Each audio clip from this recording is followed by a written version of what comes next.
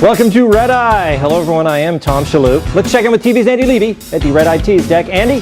Thanks, Tom. Coming up on the big show, a new poll shows 7% of voters have lost friendships over the election.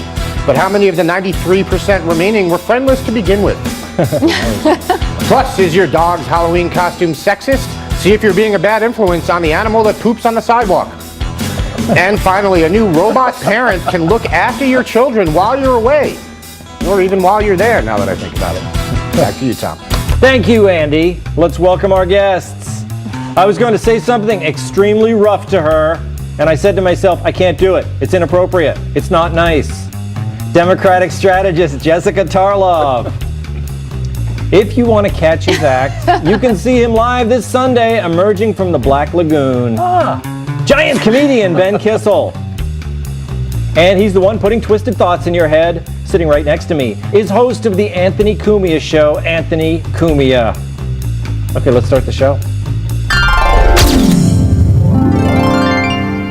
A new poll finds 7% of voters have ended friendships over the election. While that number may seem low to you, it's probably because the polarization was built in before this year, and most cross-party friendships have ended already. Back in 2014, researchers asked Facebook users if they'd ever blocked or unfriended someone over politics. 44% of liberals said they had, compared to 31% of conservatives. Those numbers don't surprise me. This year, Slate's headline proudly gave everyone permission to say so long. And Huffington Post asked and answered, can't we be friends and disagree? No. And look at this Facebook message I received from an old friend. To a brilliant and dear old high school friend, Tom Shillue, I looked at your current show and was shocked at how ignorant you sound. Wish you still used your ingenious wit and public posture to stand for what's right in the world and not for fear, racism, and bigotry. Goodbye to my carrot bag lunch buddy. Now, you've got to understand, I'm in show business. I only hear certain words. As I read that, all I heard was, to brilliant Tom Shillue, your current show, your ingenious wit, goodbye. But there are other people who are more sensitive. The anti-Trump hysteria has reached such a fever pitch, it's pitting neighbor against neighbor. Innocent Trump supporters are being forced to electrify their yard signs to prevent them from being stolen. Honestly, look. Oh.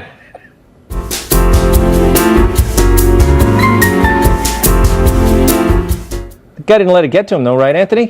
No, he just moved right along. That was a great little example of Tesla versus Edison right there. Yeah, that was wonderful. Now, what do you think?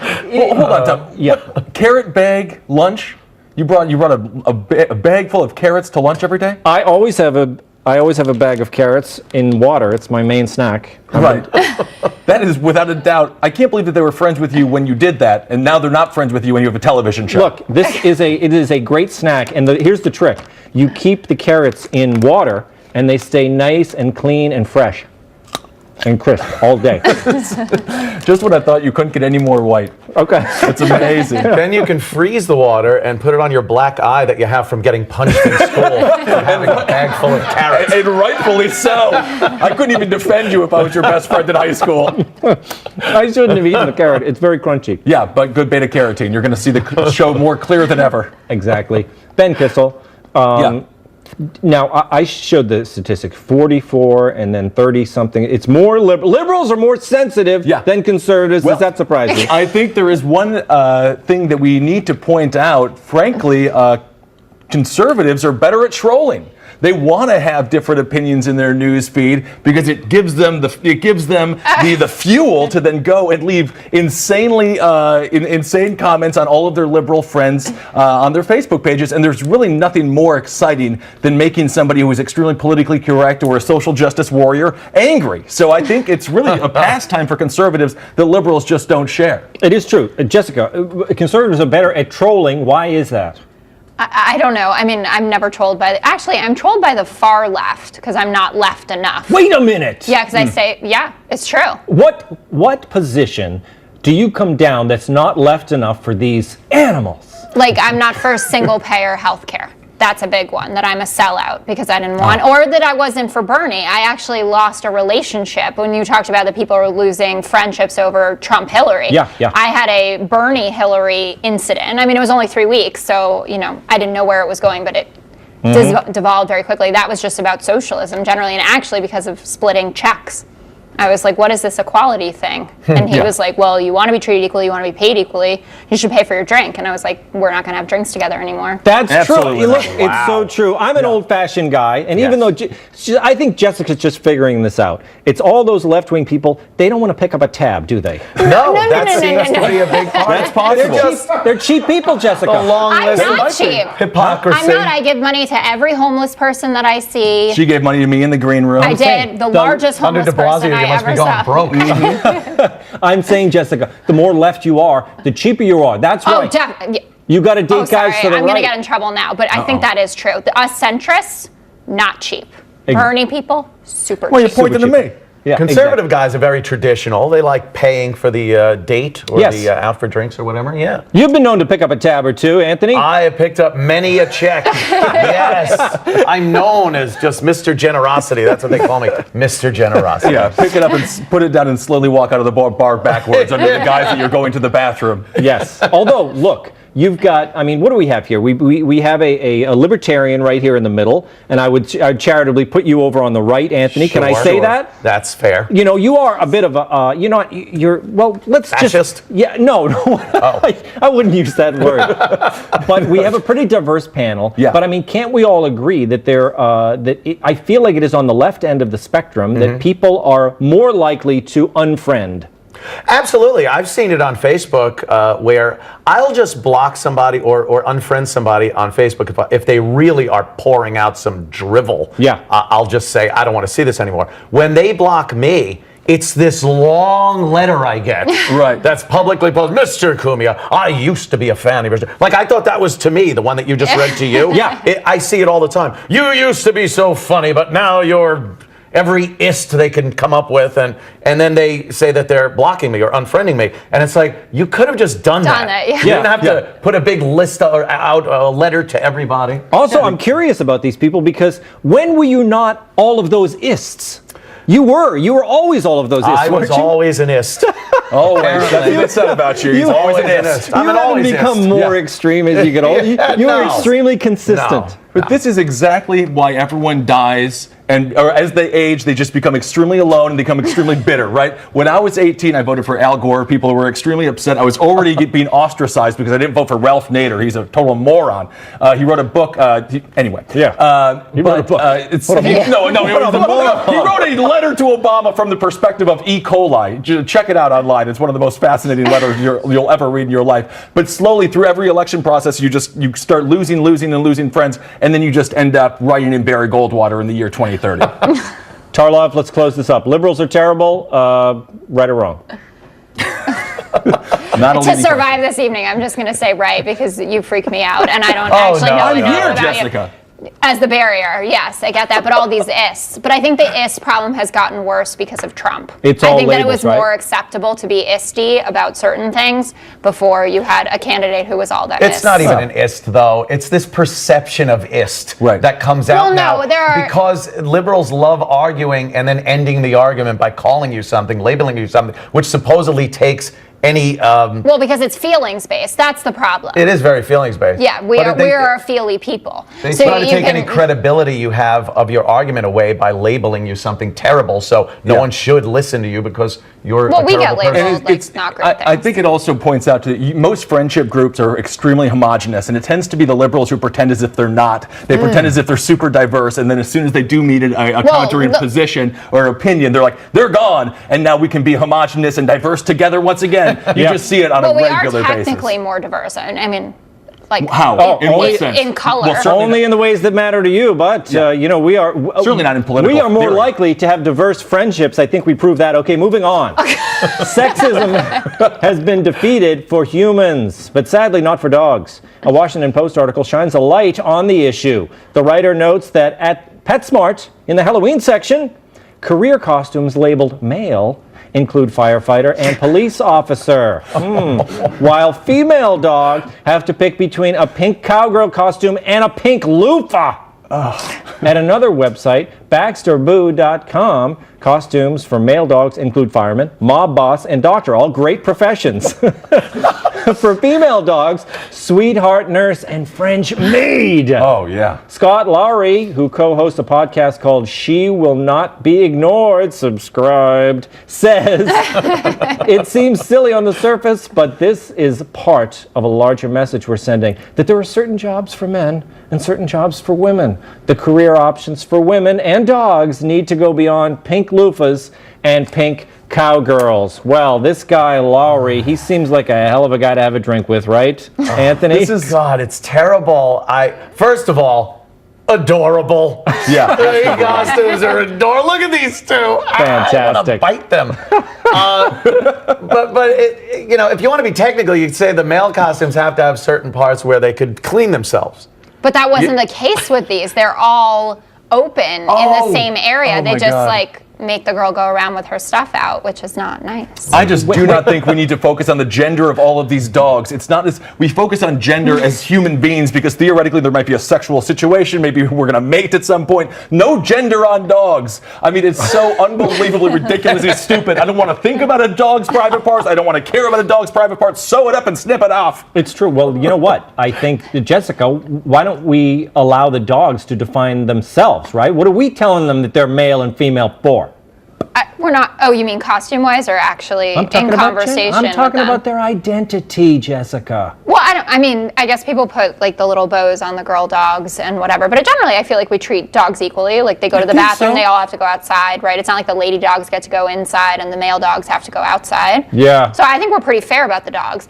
I will say this is an offshoot, right, of the issue about separating the toys, right? Putting them in the male and boy toys and girl toys. Right. And now that doesn't happen anymore. Like Target stopped doing it in Walmart. And I think that that's actually good. I think the toys should be together because it's not, I know people were afraid, like if you play with the girl toy, you're going to be gay, or you play with the boy toy. I played with a and lot you're of gonna be girl lesbian. toys, and And I this wish to be turned gay. out fabulously. Yeah. But studies have shown that men or boys tend to play with more stereotypically boyish toys, and girls tend to play with more stereotypically girlish toys, regardless of where they're finding these toys. They'll dig through them and But separate that's good to what they know want. that it's just preference Sure. instead of that you're in your aisle. And I just think if I was a woman, and part of me is, I would be excited about what part. The small part. I would be extremely offended that they're equating female issues to dogs. I mean, this is really offensive on every single level. I mean, you female issues like having a job. like a pay gap for something that you believe needs to be closed, and I agree with you. But the fact that they're translating this over into puppies and animals, I think, is really offensive. It shows just a mental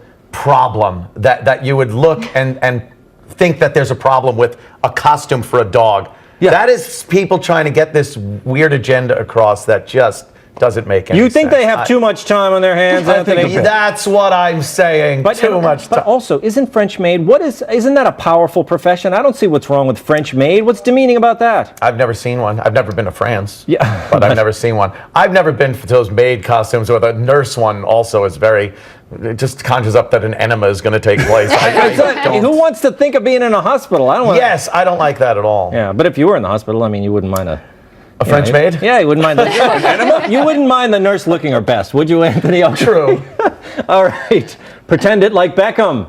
A 19-year-old British man has spent £20,000 on plastic surgery to look exactly like David Beckham. Now, Beckham is the one on the right. Okay? You see them both there? Oh, yeah. Okay. He's not quite there yet, we'll have to admit. And the young man does admit it himself. Obviously, I know I don't look like him, you know what I mean? I'm not that stupid, but I got a long way to go to get my goals to look like him. Someday he and Beckham will look like twins. Danny DeVito and Schwarzenegger twins. Oh. There you get it? Okay. What work has he had done? I've had cheek fillers, I've had filler in my chin there. What else? I've had my eyebrow HD lift. What else? I had my lips, my border. I've had my teeth done. Sheep fillers. Jack Johnson, that's the bloke's name, said he will have to drop an additional £30,000 to finish his look. That seems a bit excessive, but 50 or 60 pounds would be a good start. Johnson said, quote, I feel happy and amazing about myself. I've been in the best place ever this past year. Okay, well, look, everyone has dreams, right, Anthony? Yeah, I don't know. Hey, whatever. If he's got the pounds and the time and wants to do anything, God bless whatever he wants to do. Yeah. He doesn't look anything like But he a man. knows. No. But does he have hope to be, look, he wants to look his best. I think, Ben, his only problem is that he mentioned Beckham. If he didn't say that, you'd say, what a great looking bloke, wouldn't you? Well, I wouldn't. I used to be extremely fat, so I don't want to sound sizist, but he needs to go. I mean, David Beckham works out every single day, multiple hours. So he should definitely start with that. I would say no more fillers because he already seems to be full enough. But in this era of everyone wanting to have such a unique identity, self-identity, everyone is filling out something different in the bubble. I think it's kind of refreshing that a man wants to just look like another man. It's kind of like, hey, you know what? Be somebody else, or just, don't be yourself. I like that. It's kind of refreshing in today's day. No one has ever looked like the person they've spent so much money trying to look like. Anytime you see a story like this, it's like, oh, we spent thousands to look like this guy or that guy. They never look like the person. Yeah, they look like the Frankenstein's monster version of that person. Right. Yeah, but should we, I mean, I don't want to get psychological on this guy or anything. But this is a psychological issue. He does have a problem, right? Well, he has body dysmorphia. So there's a show, it's on E! or Bravo or one of those illustrious They're all the channels. same. Exactly. And I don't think we've ever agreed before, by the way. So that just happened. Fantastic. And they have on, the plastic surgery addicts who go and they spend like hundreds of thousands of dollars trying to get to some goal, and then they end up with like the tiniest nose, like it's the size of a string bean or whatever, because you like have whittled it away, and like you're just thinking, where is the psychiatrist at all this, because you clearly have body dysmorphia. And then Oprah used to talk about body dysmorphia a lot, and this gentleman should have been on our show, but she doesn't have a show anymore. So that's like when you look in the mirror, right, and you don't see reality. But these are doctors, okay? Doctors aren't allowed to do things. Isn't there a Hippocratic oath or I don't something? think plastic surgeons plastic take surgeons that. definitely. I mean, these kinds of plastic surgeons. There are plastic surgeons that help people, right? Like kids with cleft palates, or they do the pro bono work, and then there are like TNA guys. TNA? I don't think I can see. You know what those were? Yeah. Yeah. So that's like these kinds of doctors who'll just take money to do whatever. I see. Right. Yeah, I mean, I think, you have those doctors that allow people to turn into cats. There's another person who is extremely famous. He's a lizard. He is slowly becoming a lizard. He's still a man, technically. I mean, at least this person is turning into another person. So by the body dysmorphia, in the body dysmorphia world, he's a relatively normal individual. I guess who are we to judge, right, Anthony? Who are we to judge? Okay, coming up, what did Rolling Stone name the top TV show of all time? Hint, you're already watching it. The rest of the list after the break.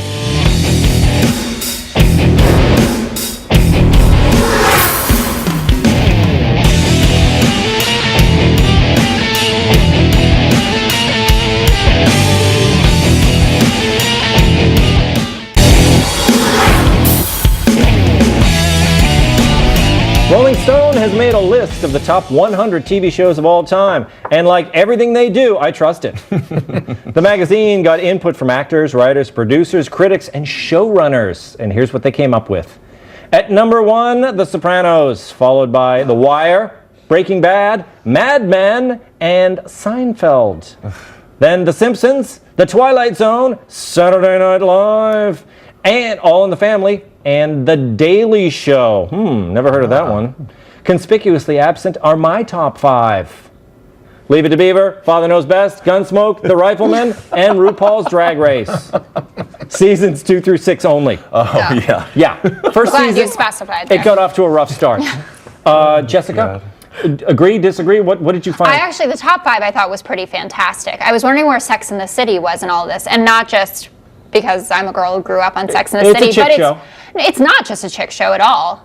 I mean, a lot of men watched it, straight men. My dad watched it. A lot of men, I'll take that, not straight men. When forced to by women. I have 2 gay older brothers. I was forced to watch it by 2 gay older brothers. So, See? and I know straight always guys said, have watched it. I'm a Miranda because I have red hair and I love women. So that's what I I'm always a say. Miranda. Oh, okay. Different reasons. Yes. Like headstrong and lawyerly type. Wonderful. Wow, this is really something. I think, Anthony, Yeah. I concede that some men watch Sex and the City, but not unless there was a woman or a gay guy attached in some way. There has been no guy ever just sat down and said, wow, I'm going to watch Sex and the City. It didn't happen. Girlfriend was watching it. I always said, I was watching Sex and the City when I was passing by on my way to the fridge while girls were watching. Like I really never watched it. Yeah. No. Well, what about the top ones here? Sopranos at the top. It could be controversial because you get The Wire and what was the other one? Mad Men. It was Breaking Bad. Breaking Bad. I think it might TV be The shows. Wire is the number one though. Wire, a great show. But what do you think? Those are cliche. I think they're all cliche. That's what Even somebody Seinfeld? answers. That's what somebody answers if they don't know what they're talking about. They just go through the ratings and Wow. they're like, those are very famous shows. Those are my favorite shows. Guy Fieri. Diners, Drive-Ins, and Dives. Why isn't that on the list? Chopped, wonderful Food Network show. Put that on the list. Cutthroat Kitchen. Put that on the list. Anything on the Food Network. I don't know if those gay guys were making you watch Sex and the City. Are you kidding me? You ever see Cutthroat Kitchen? They got $10,000. They got to fight it out. He blames it on his older brothers. Every Yeah. time. Oh, and I'll say there was a woman who got naked on Sex and the City all the time, and she was showing them. Hey, Anthony. Oh, yeah. I think the reason these shows are in the top 5 is because they were extremely high quality, and sometimes people are right about these things. That's what it is. I rarely agree with any of Rolling Stone's top whatever lists. Usually they're too cool for the room answers. Yeah. Like the cooking shows. Yeah. Just Yeah. Exactly. Diners, Drive-Ins, and Dives. He's rolling out. I get it. But these make me feel like, oh boy, all right, they picked the same. Because I agree with that. Yeah. The Sopranos, you can say, yeah, it was a very popular show. It's a very popular show. you can say that. But the writing was good. The cast was amazing. The stories were compelling. Sometimes it just and good. adds up. Yeah, it's just sometimes you got to look at things that are popular and say, wow, it was not only popular, it actually was good. I would say though, Friday Night Lights, which I think was on the list in the 100, but was not as high as I thought it should have been. Should have been in the top 10. Yeah. One of the great shows Potentially, of all actually, time. yes, I don't know if you're mocking me or not, but I really think that. I agree with you, Jessica. It was Twice. truly one of the great shows So of all we should time. retire now. And Universal. I'm leaving. And let's talk about guys and gals. Yep. Friday Night Lights, a perfect guy Oh show my and God. also a perfect chick show. I know. Totally. You That's got the everything goal in that right show. there. Exactly. That's the goal. Kissel, you Well, you love did the for- chick part of it. I like Kitchen Nightmares with Gordon Ramsay. I think that's a great program, and I like My So-Called Life was a good. Oh my God. There yes. we go. See, this is why I get women, though. Did you see? He's like my Ricky. She could not stop touching me. I'm not like your Ricky. I want to be like the bad boy. I'm the bad boy. You are not Jordan Catalano. Yeah, I am on any Catalano. level. I'll take you to the dance. Oh, but I'm not showing up on time. In I'm my drunk. red car. No, I have a blue That car. red car Oh, you're was like drunk. everything. Coming up, a babysitter that won't seduce your husband. But first, halftime with TV's Andy Levy.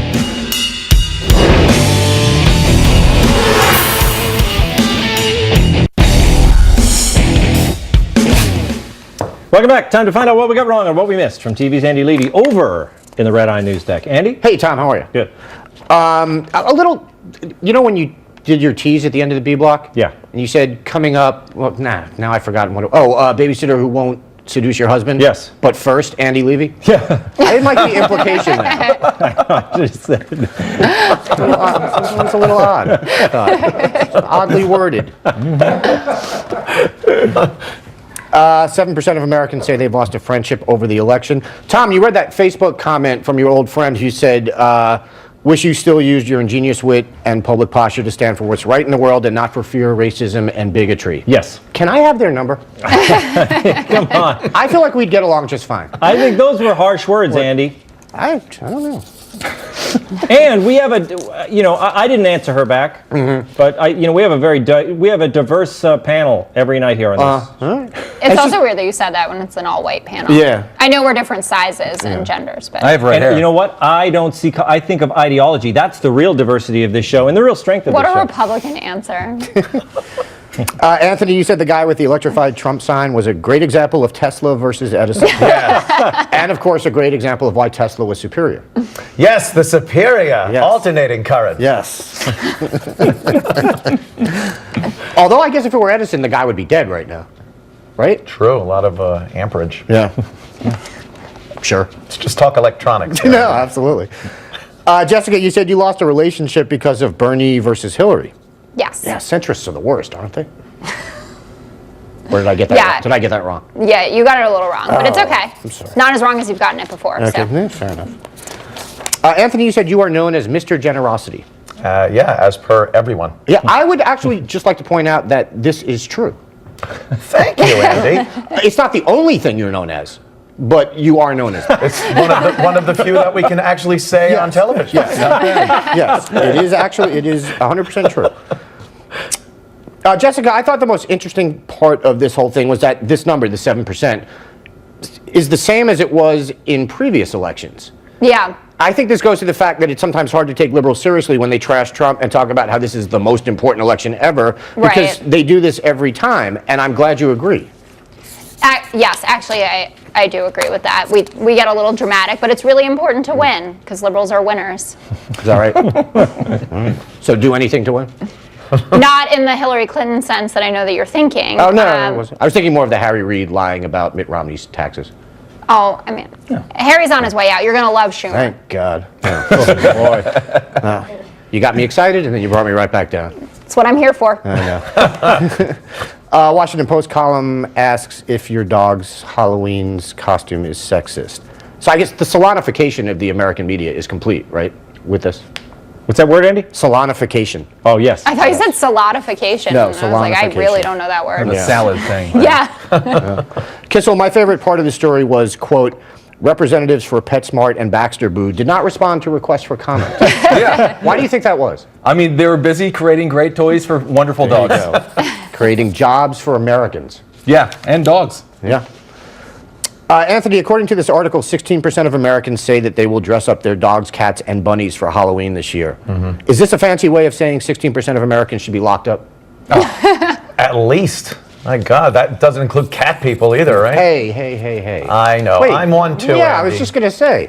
I'm a cat guy. You have that like $1.5 million cat. I'm with you. Yes, it's a very expensive Yes. cat. A Bengal. Yeah. Yes. I love a good Beautiful. dressed up dog, though. Got to dress them up. God. You do. My brother and his husband, they dress up their dog all the time. She's a show dog. She dressed up as breakfast at Tiffany's last year. Adore. I'll show the picture on Twitter. Oh, boy. Breaking down the stereotypes. One Kissel at a time. Kissel, I did want to ask, you seemed angry, almost a little scarily so, when you talked about dogs' private parts. Well, is there something you want to tell us? No, I took care of dogs for many years, and I just don't like to think about the anatomy of a dog. It's a dog. You should be looked at in its face like it's your boss, and that's it. All right. I'm sure Tom is relieved to hear that. Yes. Tom, you asked what's demeaning about a French maid. Yeah. I'll show you some videos sometime. Man pays 26 grand to look like David Beckham. Do we have that side by side? I mean, he looks maybe $50 more like Beckham. Yeah. Do we have the full screen of just the guy? Is it possible he thinks David Beckham was the lead singer of Culture Club? Yes.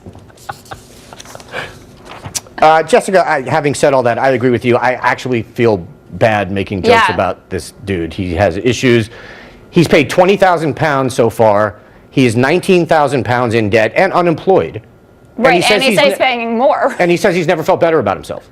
That's not good. It's definitely not good. Yeah. Mental health, very serious problem. Yes, absolutely.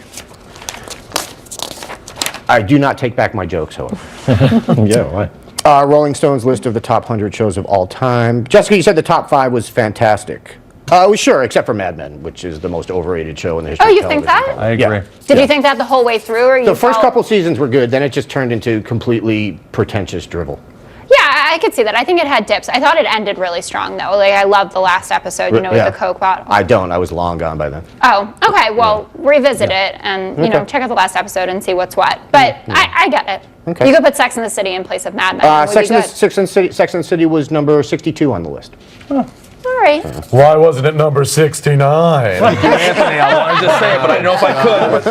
Cumia there. Nice. Just a number.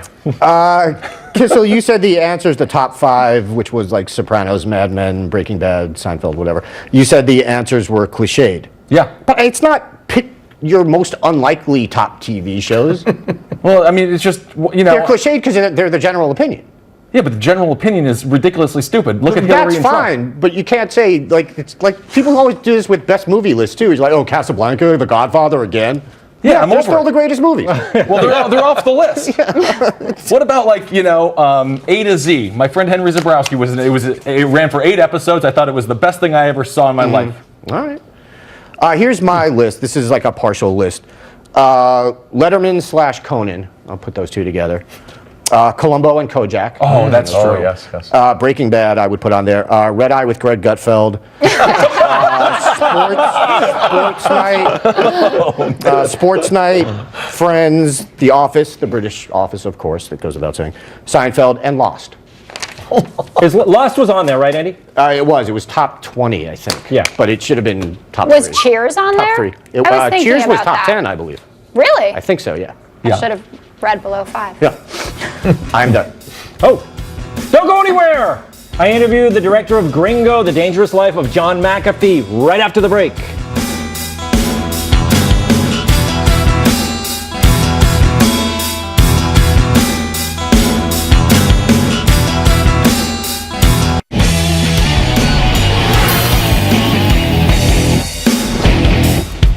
The new documentary Gringo, The Dangerous Life of John McAfee is airing on Showtime. Take a look. I'm John McAfee. I'm the guy that was accused of murdering police, ran into Guatemala. John asked me if I could bring 3 guys up here, slap him up, teach him a little respect. Before torture, they knife cut him up, stares at him in the mouth and the face. And then he died. He had apparently gotten away with possible murder and rape, all seemingly without consequence. He's legitimized himself again. And I see him regaining that reputation. Please turn your cameras off. And he's dangerous. With me now, the director of Gringo, Oscar nominee Nannette Burnstein. Nannette, thanks for being here. Thanks for having me. Look, this is unbelievable. This documentary, I just saw it last night. Yes. And it is intense. Yes, okay? it is. You directed one of my favorite documentaries, Kid Stays in the Picture. Thank you. Do you have an attraction to strange men? I think strange men and women. I also did a film on Tanya Harding. I don't know if that's strange, but I think I do have an attraction to very accomplished, very smart people who have been under the spotlight and have abused it. And Although Robert Evans didn't. Well, he didn't, but he was, there's something about these characters. I mean, John McAfee, first of all, the information about McAfee, most of the stuff that's in the documentary was kind of out there in the news, right? Right. What made you uncover, what made you want to go the extra mile? What brought you to this project? Well, I had been fascinated with John since he had been fleeing from Belize into Guatemala, and he called the press, and everyone was following him, and I thought, this is such an unusual story. And he did fit the profile of people that I'm interested in and making films about. Yeah. So about a year ago, a journalist named Jeff Wise had contacted me, and he had done some interviews with people in Belize who had new things to say about the story, and asked me if I would be interested in making a film about it. Now, you are part of the documentary. You're in it. Yes. Your voiceover. You have made yourself a part of the film. Did you plan to do that when you started? I absolutely did not plan to do that. It's not something I've ever done. Yeah. And not something I'm entirely comfortable with. But because John did not want to do an interview ultimately with us, he decided that he wasn't going to do it. I felt that I needed to be a character, especially because there was correspondence between he and I through emails, phone calls, and texting, which I include in the film. Yes, and he makes it kind of personal in the film. I don't want to, kind of give away spoilers, but there's a lot of correspondence. Was it email or was it instant messaging? How were you doing the communicating with him?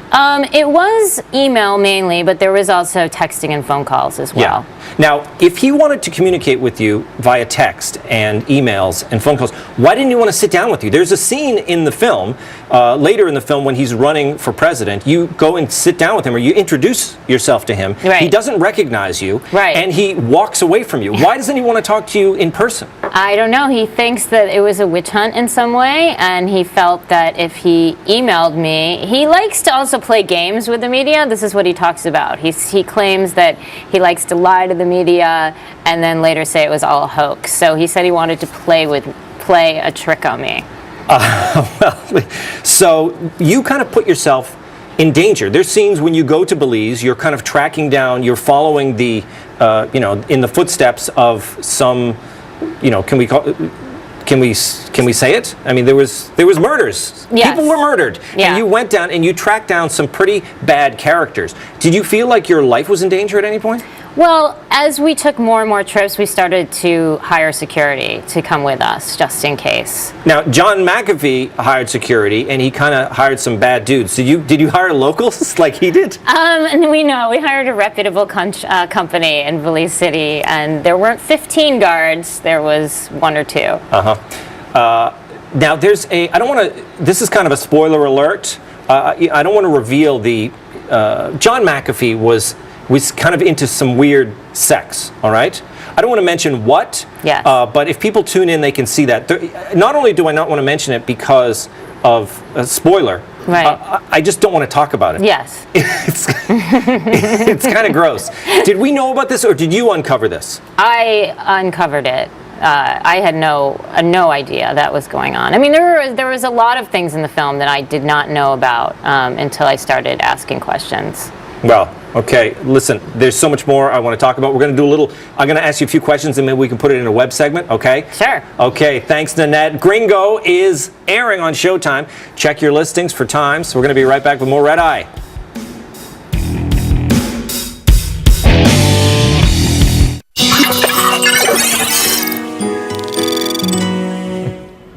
Robots continue to take jobs from American workers. Now, they're replacing our babysitters. Meet the iPal, a 3-foot-tall robot that can sing, dance, and play rock, paper, scissors. It can talk to kids and answer questions like, why is the sun hot? And what is Aleppo? The company says iPal is perfect for keeping children occupied for a few hours after school. Yes, they'll never be lonely again with this cold, strange robot hanging out with them all afternoon. I'm not convinced. I'd rather hire a babysitter, like this one.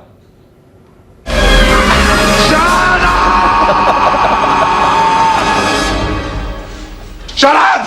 Shut up! Shut up! Wow. That wasn't fair. He was a teacher, not a babysitter. And a future governor. They should have treated him with some respect. Exactly. Ben, the kids are just going to break it, aren't they? I completely agree with you. Every single piece of technology my parents ever gave to me, these are not technological hands. These don't know how to turn a screwdriver. I just would tear its head off and rip off its arms and make it a whole deathmatch situation. You were living like a giant Steinbeck novel, weren't you? Yes, exactly like that. Yeah, don't touch the rabbits. Jessica. Oh, leave me alone. Jessica, are robots taking over the planet? What's happening?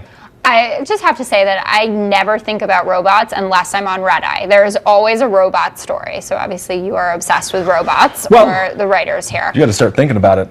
Really? We need to start thinking. We're becoming a mechanized society. You're not worried?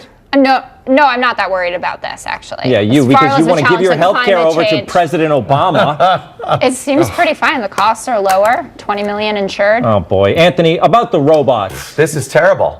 First of all, I learned so much from the girls that used to come over to babysit for me and my brother that these are never going to teach me. How to make out, how to drink the booze and then mark the bottle, remark it, and pour in water. Things that a kid needs to learn at an early age. Yeah. Did that work with the colored liquor, or did you have to drink vodka? Jesus, language. Well, now that you put it that way. Yeah, you do have to drink the vodka or the gin. It has to be replaced with water. Yes. But then water just freezes. This is what I don't understand about the vodka replacement. Yeah, your parents find out. Yeah. Oh, that's what I never got about it. They just don't find out right then. That moment, like a week later. Not until they're already drunk because it's tax time and they want some booze to relax and they don't have any. It wasn't about not getting in trouble as a kid. It was about putting off getting in trouble as a kid. Always delay. Well, the idea that they didn't think that you would notice, I mean, alcohol has a taste to it. Right. If you water it down, I think it's pretty noticeable. What would Andy say if he were here, Ben? I think Andy would talk about how the kids are going to program the robots to kill the parents. That's something like that. That sounds like an Andy thing to say. Yes. I really wish he was here.